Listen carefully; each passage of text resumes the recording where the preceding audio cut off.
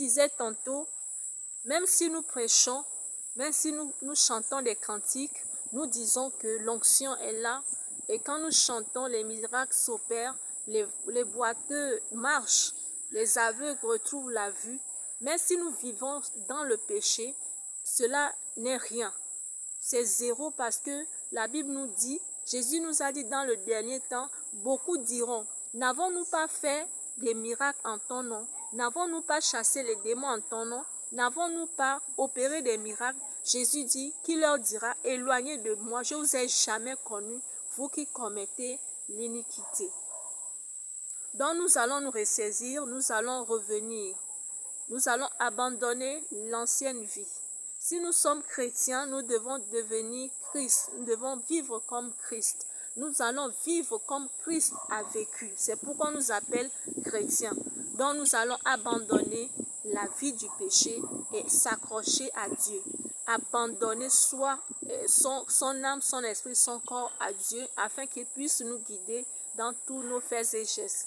Et en toute chose, la concerter, en toute chose, demandant à savoir si il est toujours avec nous. Même si nous menons une vie de péché disant que non, il y a l'onction toujours. Donc comme il y a l'onction, ce qui veut dire que Dieu a compris mon état, donc je peux mener la vie que je veux, sachant-le que le dernier jour, Dieu va nous tourner le dos.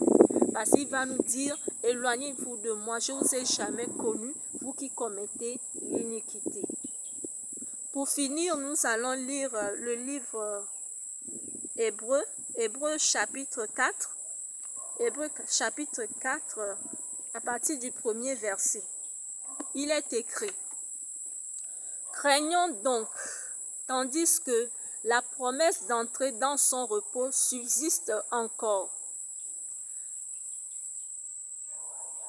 qu'aucun de vous ne paraisse être venu trop tard. Car cette bonne nouvelle nous a été annoncée aussi bien qu'à eux. Mais la parole qui leur fut annoncée ne leur servit de rien, parce qu'elle ne trouve pas de la foi chez ceux qui l'entendirent. Pour nous qui avons cru, nous entrons dans le repos. Selon qu'il dit, je jurais dans ma colère, ils n'entreront pas dans mon repos. Et dit cela, quoique ses œuvres eussent été achevées depuis la création du monde. Bien-aimés dans le Seigneur, ce qui se passe aujourd'hui, Dieu le connaissait d'avance. Dieu savait qu'aujourd'hui, je devais te parler de la part du Seigneur. Et ce sont des témoignages. Cette parole sera témoin le jour du jugement. Si tu penses que tu es chrétien, tu peux mener la vie que tu veux parce que tu as toujours l'onction, parce que Dieu te protège toujours et tu continues à demeurer. Le jour du jugement, il va te tourner le dos. Il dit, craignons donc que personne ne pense qu'il est venu en retard. Tant que tu es en vie, ne pense pas que c'est fini pour toi. Tant que tu es en vie, tu peux revenir au Seigneur. Il est temps de revenir au Seigneur. Nous sommes à la fin des temps. Où sont les 5 sages? Parce que si nous lisons le livre qui concerne les 10 vierges, c'est-à-dire les 5 sont sages et les 5 autres sont folles. Tu fais partie de quelle catégorie? Tu fais partie des catégories des sages folles ou bien des sages, les 5 sages ou bien les 5 folles, les vierges folles et les vierges sages. À toi de déterminer où tu es aujourd'hui. Tu fais partie du corps du Christ ou bien tu fais semblant d'être partenaire du corps du Christ. Le moment est arrivé de faire un choix définitif. C'est le moment de jeter tout ce que tu as comme gris-gris. C'est le moment de jeter tout ce que tu as comme idole dans ta main. Tout sur quoi tu comptes, pensant que ce sont ces choses qui te protègent, laisse-moi te dire que ce ne sont pas ces choses qui te protègent, mais c'est plutôt ton Créateur qui continue de te protéger. Parce qu'il fait couler sur la terre, sur les bons et sur les mauvais.